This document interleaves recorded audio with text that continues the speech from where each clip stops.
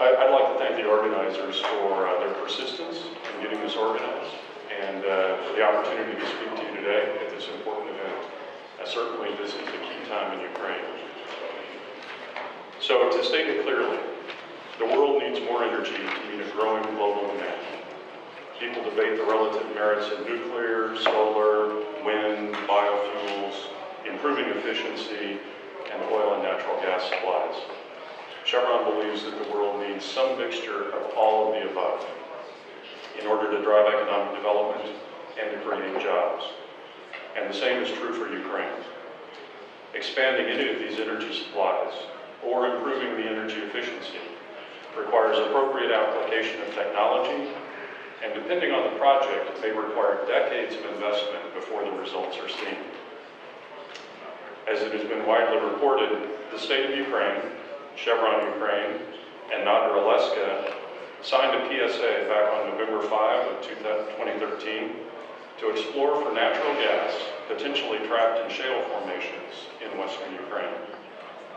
These PSAs are important for operators like Chevron because they provide a measure of stability and assurance and predictability that enables us to invest our capital, our technology, our people. We are in ongoing discussions with the government of Ukraine and Nadra to finalize those agreements that will enable the project to commence. It is long-standing policy in Chevron that we don't talk about ongoing negotiations. So let me spend the remainder of my time to talk about some of the experience in the United States and by extension how that might apply in Ukraine. In 2013, natural gas accounted for 23.9% of the world's energy consumption.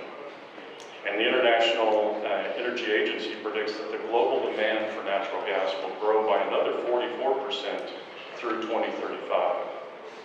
The development of natural gas from shale has been the key to increasing natural gas production in the United States. And I'm sure that you're all aware that that's changing the economy and the balance of trade for the U.S. When I was growing up, the steel industry in Pennsylvania was in decline. Now it's coming back because of the cheaper energy sources. Unconventional oil and natural gas activity has also contributed tax revenue to the federal, state, and local governments. In 2012, that contribution was nearly $62 billion. By 2020, it's projected to reach $111 billion. These examples of successes in the U.S. come after more than a decade of experimentation, understanding the natural resources, advancing technologies to develop those resources, and revising regulations to ensure the effective and efficient regulation of that activity. For Chevron, we're of the view that the shale revolution is not just a North American success story. We think Europe and other parts of the world stand to reap similar benefits as the ones I've just described in the U.S. But there are other factors required for success.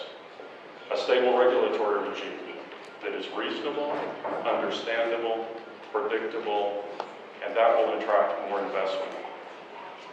Ukraine and other European countries need to alleviate the regulatory burdens without compromising the rights of citizens or environmental protections, because the objective is not simply to attract more investment.